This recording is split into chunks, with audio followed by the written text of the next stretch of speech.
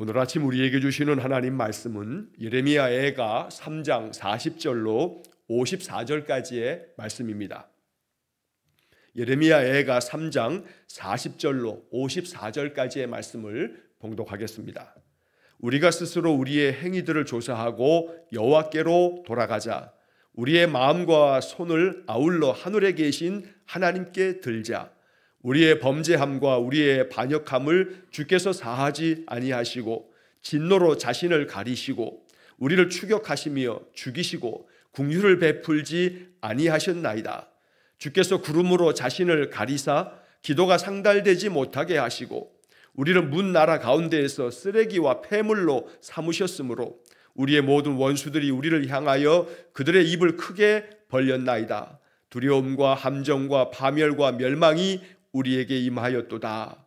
딸 내 백성의 파멸로 말미암아 내 눈에는 눈물이 시내처럼 흐르도다. 내 눈에 흐르는 눈물이 그치지 아니하고 쉬지 아니하며 여호와께서 하늘에서 살피시고 돌아보실 때까지니라.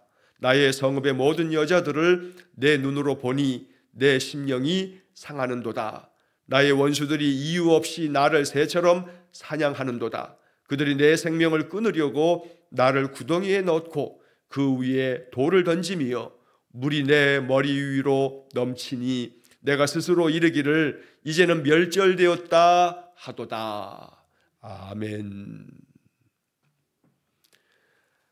예레미야 애가 3장의 귀한 말씀들, 하나님 앞에서 우리가 늘 붙잡아야 할 생명의 말씀들, 그래서 우리 예레미야 애가 이 3장의 말씀들을 인생 가운데서 너무나 힘겹고 어려울 때마다 항상 마음에 다시금 되새기면서 읽어야 할 소중한 말씀이라 하는 이야기를 어제 그제 계속 말씀을 드립니다. 자, 어제 우리는 본문의 말씀에서 여호와의 인자와 긍휼이 크심으로 무궁하심으로 우리가 진멸되지 않을 것이다, 이러한 예레미야 선지자의 간절한 소망이 담긴 또 믿음의 고백을 우리가 읽었습니다. 그러면서 어제 본문의 마지막 부분에서 화와 복이 지존자의 입에서부터 나오지 않느냐, 그러면서 살아있는 자는 자기 죄들 때문에 벌을 받는 것이니 어찌 원망할 수 있겠냐라고 하는 이야기로 39절의 말씀이 끝났습니다.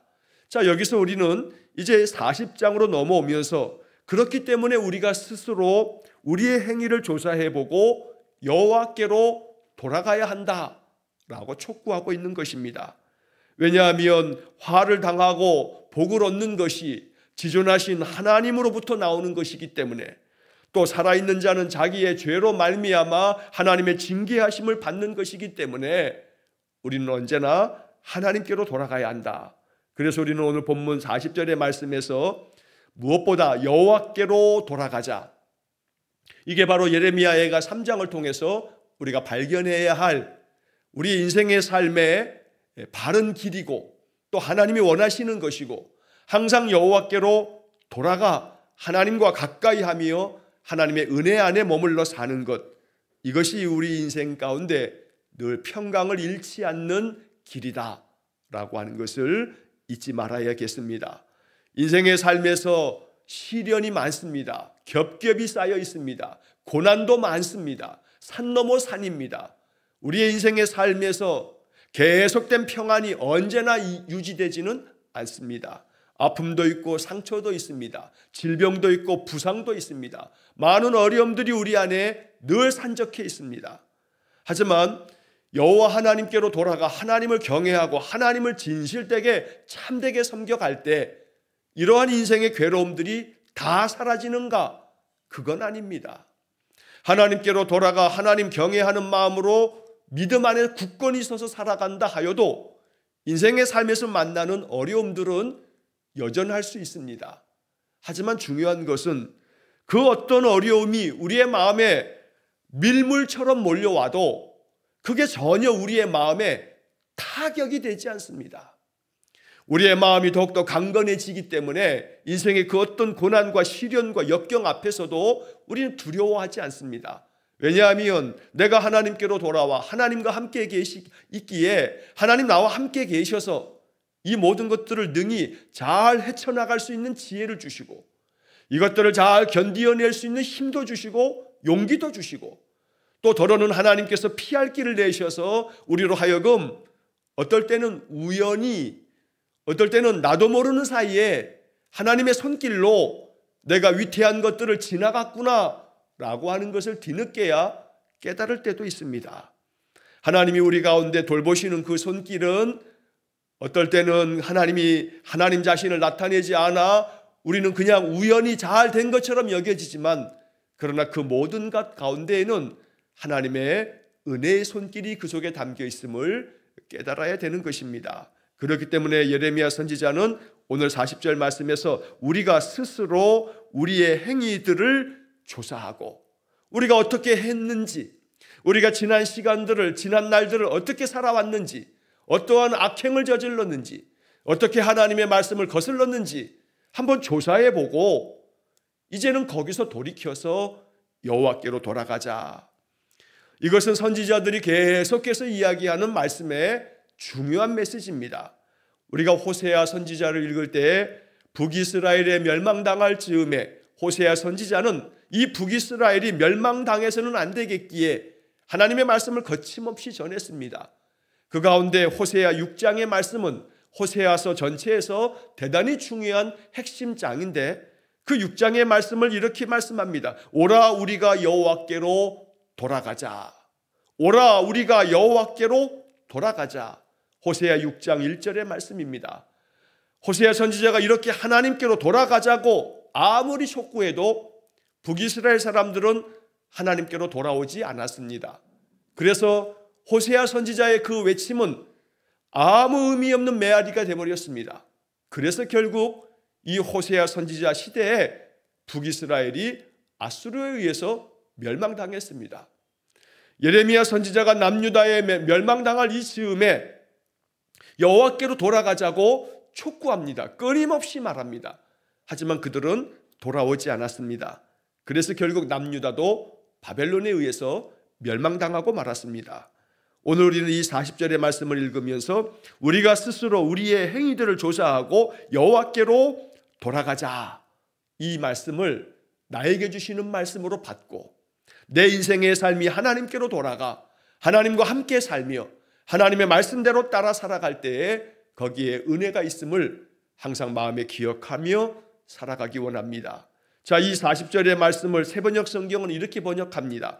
지나온 길을 돌이켜 살펴보고 우리 모두 주님께로 돌아가자. 지나온 길들을 돌이켜 살펴보는 것, 오늘 아침 하나님께서 우리에게 말씀하시는 겁니다. 이것이 기록된 성경을 통해서 들려주는 하나님의 음성입니다. 하나님 말씀이 우리의 마음 가운데 깊이 깨달아질 수 있기를 간절히 축원합니다. 41절의 말씀에 우리의 마음과 손을 아울러 하늘에 계신 하나님께 들자.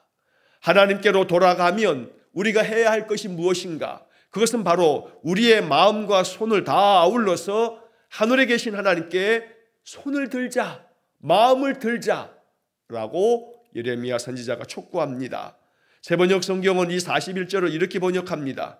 우리의 그 마음을 열고 손을 들어서 기도하자라고 이렇게 번역합니다. 우리의 마음을 열고 손을 들어서 기도하자. 하나님께로 돌아온 사람들이 항상 그 마음 중심을 담아서 하나님께 높이 손을 들고, 마치 손을 드는 행위는 항복을 의미하기도 합니다. 손을 번쩍 들어서 내가 하나님 앞에 항복합니다. 나의 모든 뜻을 하나님 앞에 굴복시키고 오직 나는 엎드려 하나님의 뜻을 받들어 하나님께 내가 기도합니다. 이러한 마음으로 하늘에 계신 하나님께 그 손을 들자라고 예레미야 선지자가 그렇게 가르쳐 주는 것입니다. 42절 말씀에 우리의 범죄함과 우리의 반역함을 주께서 사하지 아니하시고 진노로 자신을 가리시고 우리를 추격하시며 죽이시고 긍휼을 베풀지 아니하셨나이다. 우리가 하나님께로 돌아가야 할 이유는 하나님께서 우리의 범죄함과 우리의 그 반역함을 하나님이 용서하지 아니하신다. 그렇게 하나님이 용서하지 않으시면 하나님께서 진노 가운데 하나님 자신을 우리에게서 가리실 거다. 그러면 우리가 하나님을 볼 수 없고 하나님을 만날 수 없고, 하나님께서 자기 자신을 가리워서 감추셔서 더 이상 은혜 베푸시지를 않으시고 도리어 우리를 추격하시며 우리를 죽이시고 더 이상 궁휼을 베풀지 아니하신다. 그러니 여호와께로 돌아가야 한다. 마음을 다하여 손을 높이 들고 하나님께 기도해야 한다. 우리의 범죄함에 대해서, 우리의 반역함에 대해서 용서해 달라고 회개하며 기도해야 한다라고 말씀합니다.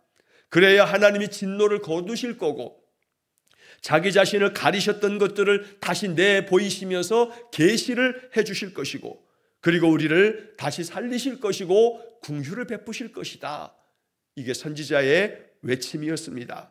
44절에 주께서 구름으로 자신을 가리사 기도가 상달되지 못하게 하시고 우리를 문나라 가운데에서 쓰레기와 폐물로 삼으셨으므로 우리의 모든 원수들이 우리를 향하여 그들의 입을 크게 벌렸나이다.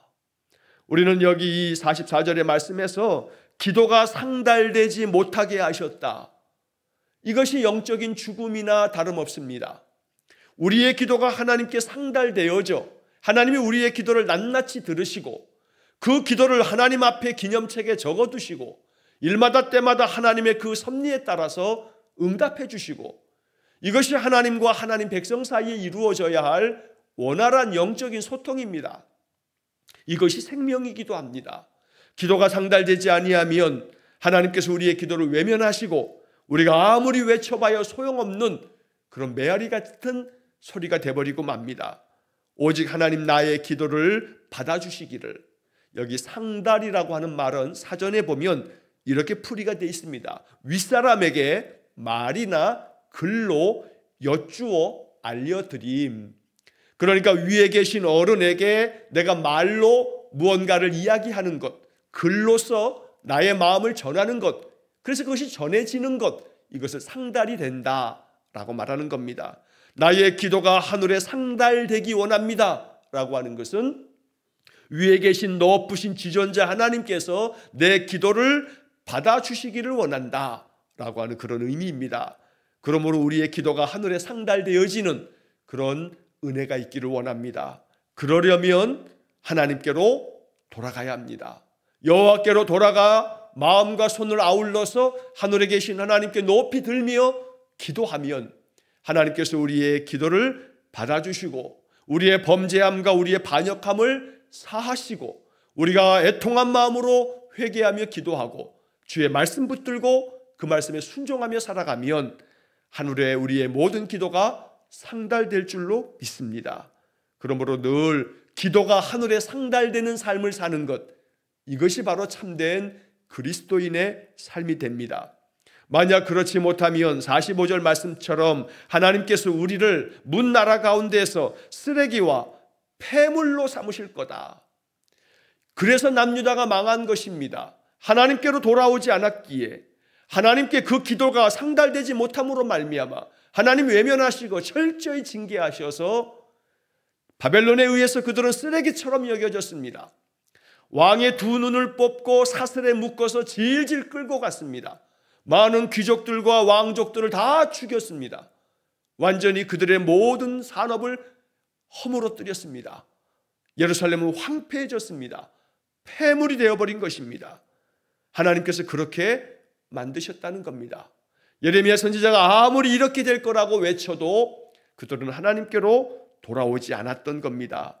그러니 46절의 말씀처럼 우리의 모든 원수들이 우리를 향하여 그들의 입을 크게 벌렸나이다. 마치 사자가 입을 벌려서 사냥감을 삼키듯이 모든 원수들이, 가장 큰 원수 바벨론이 입을 크게 벌리고 우리를 향해서 달려들어 우리를 삼켜버렸다.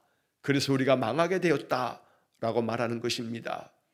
우리를 향하여 원수들이 입을 크게 벌리고 달려들어도 에베소서 6장에 말씀하는 것처럼 하나님의 전신갑주를 취하여 입고 마귀를 대적하라, 그리하면 그가 너희를 피하리라 말씀하신 것처럼 대적할 줄 알아야 되는데, 우리는 원수 앞에 무참히 무너지거나 또 완전히 무너져 내리는 이러한 것들을 이 남유다의 모습을 통해서 지금 보고 있는 겁니다. 그래서 47절에 두려움과 함정과 파멸과 멸망이 우리에게 임하였도다. 원수가 입을 크게 벌리고 우리를 향해서 와서 우리에게 안겨준 것은 두려움을 안겨주고 함정에 빠지게 하여 낭패를 당하게 하고 모든 일들이 깨어지고 무너지고 그래서 파멸과 멸망을 당한 것처럼 내 마음이 황폐해진다면 남유다의 상황과 내 상황이 다를 바가 없습니다. 그러니 마음이 회복되어야 합니다. 깨어진 마음이 다시금 추스리고 그 마음이 우뚝 서서 여호와를 찬송하며 두 손 높이 들고 기도하고 찬양하고 하나님께로 돌아가 하나님 의지하며 살 때 말씀을 읊조리고 그 말씀을 되새기고 말씀을 암송하면서 그 말씀대로 내 마음을 온전히 말씀 속에 담아두고 그러면서 하나님께 기도하며 살아가면 나의 마음속에 켜켜이 쌓여 있었던 두려움이 한순간에 사라집니다. 마치 우리가 방에 불을 스위치를 켜기만 하면 방 안에 있는 모든 어두움이 한순간에 사라지는 것처럼 우리가 그렇게 믿음 안에서 하나님 찾고 기도하면 내 마음의 두려움도 내 마음의 그 어떤 불안과 염려도 한순간에 사라집니다. 믿음 안에서 하나님 선포하고 그렇게 찬양하고 기도할 때에 우리의 마음에 평화가 찾아옵니다. 그러한 삶을 살아가는 것이 하나님 자녀의 특권입니다. 이 특권을 내려놓아서는 안 됩니다. 언제나 특권을 내게 주신 은총으로 알아 이 특권을 마음껏 사용하는 이가 지혜로운 성도입니다. 언제나 우리의 삶, 늘 하나님 앞에 우리의 기도가 상달되고 하나님 긍휼을 베푸셔서 하나님께로 돌아와 하나님 붙들고 하나님께 두 손 들고 은혜 안에서 살기를 소망하는 우리 모든 성도들에게 하나님 주시는 충만한 은혜가 있기를 간절히 축원합니다. 자, 이어서 48절부터 51절까지의 말씀에서 다시 한번 예레미야는 이렇게 하나님께로 돌아와야 하는데 그렇지 못한 남유다와 이 황폐한 예루살렘을 바라보면서 다시금 그 파멸로 말미암아 내 눈물이 시내처럼 계속해서 흐른다고 탄식하며 슬픔의 노래를 이어갑니다. 48절에 딸 내 백성의 파멸로 말미암아 내 눈에는 눈물이 시내처럼 흐르도다. 우리는 앞의 장들에서 이 예레미야가 눈물로 말미암아 나의 눈이 상했다, 내 눈물이 강처럼 흐른다 라고 하는 이야기들을 여러 번 읽었습니다. 여기서 또 한번 내 눈에는 눈물이 시내처럼 흐르고 내 눈에 흐르는 눈물이 그치지 아니하고 쉬지 아니함이요. 이러한 이 예레미야 선지자의 눈물, 우리가 이 예레미야서도 읽었고 예레미야 애가를 지금 읽으면서 선지자 예레미야의 영성이 나의 영성, 나의 믿음이 되기를 원합니다. 우리가 이러한 기도를 하나님께 드릴 수 있기를 원합니다.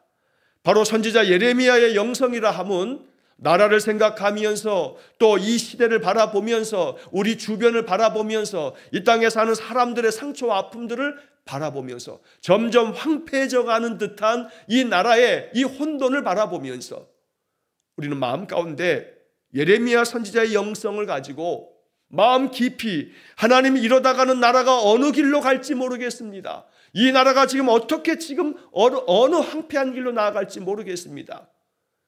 오늘 우리가 당하고 있는 이 시대가 의료 대란으로 인해서 아직도 이 의료 문제가 해결되지 않았습니다.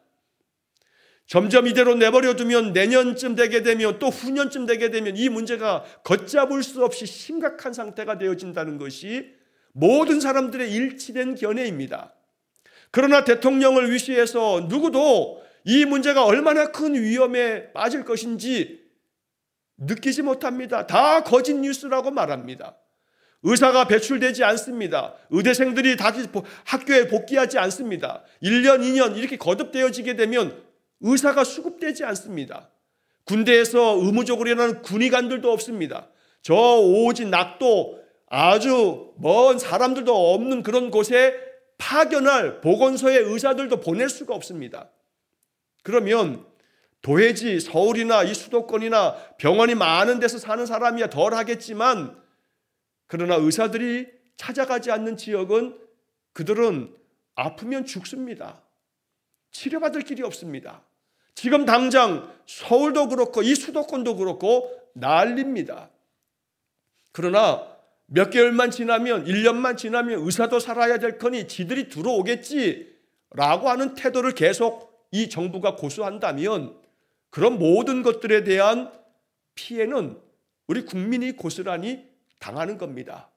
그러면 점점 지금 발표되어지는 여러 이 뉴스들을 보게 되면 기초생활 수급자들도 이제 어제 뉴스를 보니까 이제 앞으로는 치료비, 진료비에 대한 부분을 정액제로 얼마만 딱 내면 되었는데 이제는 퍼센트로 이렇게 요율을 정해서 그 퍼센트만큼은 부담해야 된다라고 하면서 이제는 약제비도 이제는 치료비도 몇 배 이상으로 내야 되는 상황이 되는 겁니다. 건드리지 않았으면 아무 문제 없이 힘들어도 의사가 견디면서 나아가야 될 것을 이제 점점 의료 민영화로 나아가게 될 거다라고 하는 우려 섞인 전문가들의 진단이 많습니다.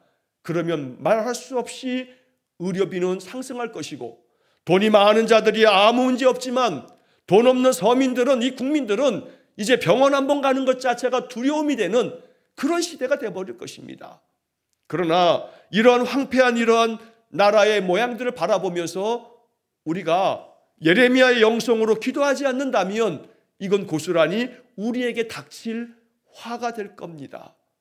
이제 우리는 내년서부터 그것을 직면하게 됩니다.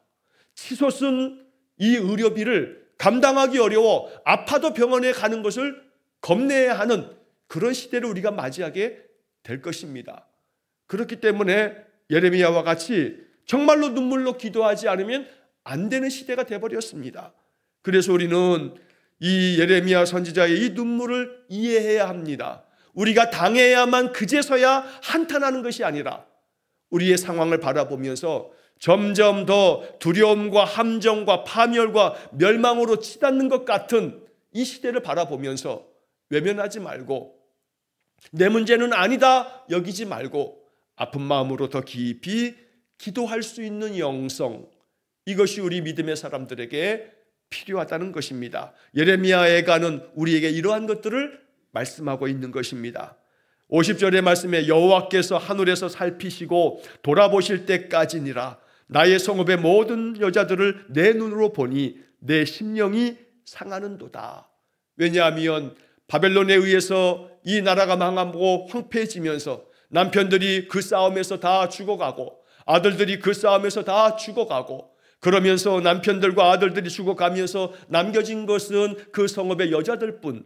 이 여자들도 포로로 끌려가거나 바벨론 군대에 의해서 그 여자들까지도 몹쓸 짓을 당하게 되어지는, 그러니 이 성읍의 모든 여자들을 내 눈으로 보니, 선지자가 그 여자들을 바라봤더니 내 마음에 너무나 괴로워서 내 심령이 상하는도다.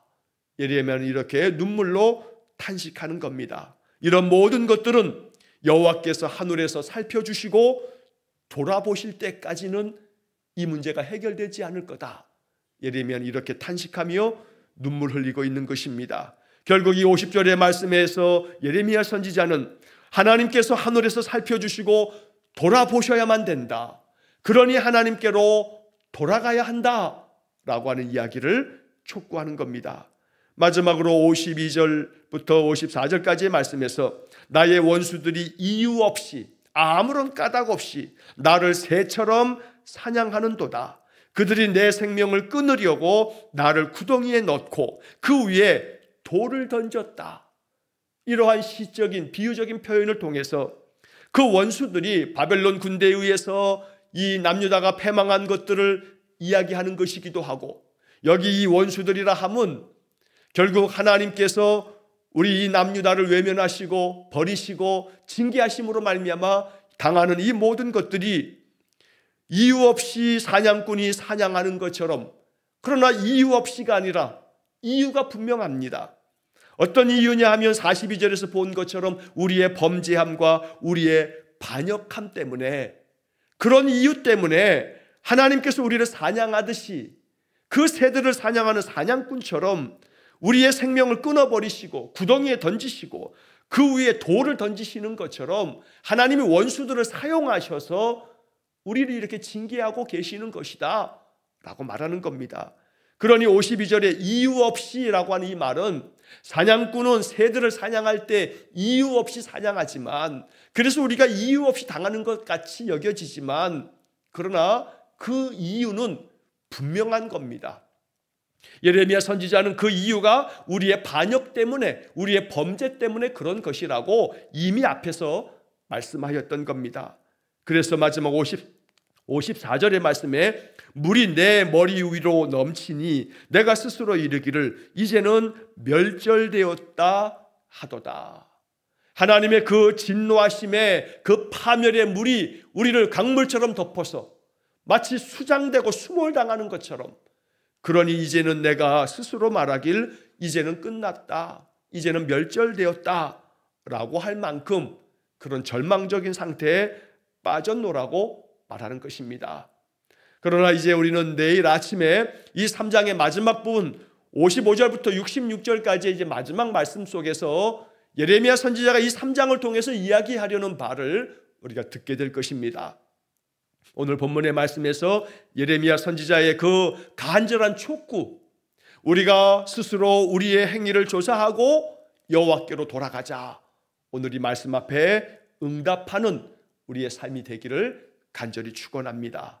날마다 하나님께 더 가까이 나아가기 위해서 우리가 경건의 삶을 삽니다. 아침마다 먼저 하나님 앞에 예배하고, 또 아침에 아침 기도를 드리고, 아침에 또 말씀으로 또 무장하고, 그렇게 하루하루를 살아갑니다. 우리의 삶이 하나님의 뜻을 받드는 삶이 되어서 항상 우리의 기도가 하늘에 상달되어지고, 하나님의 역사하심이 우리 안에 펼쳐지고, 은총의 표적이 나타나고, 그래서 우리의 믿음이 살아있는 믿음, 살아계신 하나님과 함께 동행하는 복된 삶이 되시기를 주의 이름으로 간절히 축원합니다. 기도하겠습니다. 자비로우신 아버지 하나님, 우리의 기도가 날마다 하늘에 상달되기를 원합니다.